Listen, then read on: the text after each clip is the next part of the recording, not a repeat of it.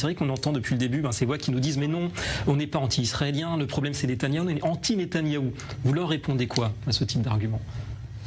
Être anti-Netanyahou, c'est comme si David, ceux qui prétendent être antisionistes, c'est exactement la même chose alors qu'ils sont antisémites. C'est la même chose. Qu'est-ce que ça veut dire de pointer Netanyahou? Si c'était un autre Premier ministre, on le sait très bien. Israël, c'est Netanyahou quelque part. Bien évidemment, puisqu'il est élu en plus par la majorité des Israéliens. Comme on le rappelle, il faut le rappeler encore ce soir, on est une démocratie. Netanyahou n'est pas un dictateur, il a été élu par la majorité du peuple juif sur sa terre qui soutient ce gouvernement et ce qui se passe à Gaza. C'est ça qu'il faut rappeler justement.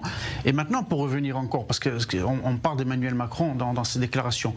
Il faut rappeler, David, qu'il a dit des choses qui sont des faux arguments, des choses qui sont inexactes. Par rapport à l'aide humanitaire, on sait très bien que l'on n'y est pour rien. C'est le Hamas qui confisque, qui vole, comme on l'a vu, et donc qui justement, qui est lui au centre, qui contrôle la bande de Gaza. Vous le rappelez aussi, il y a quand même des stocks très conséquents. Des stocks très conséquents, selon des expertises, il y en a encore au moins pour 2 ans, donc il n'y a aucun problème par rapport à ça. Ils mangent tous à leur faim. Alors d'oser parler de génocide, quand on sait véritablement ce qui s'est passé en 39-45, qu'on a vu, quand on voit les photos des prisonniers juifs d'Auschwitz et quand on voit à Gaza, on voit personne dans cet état-là.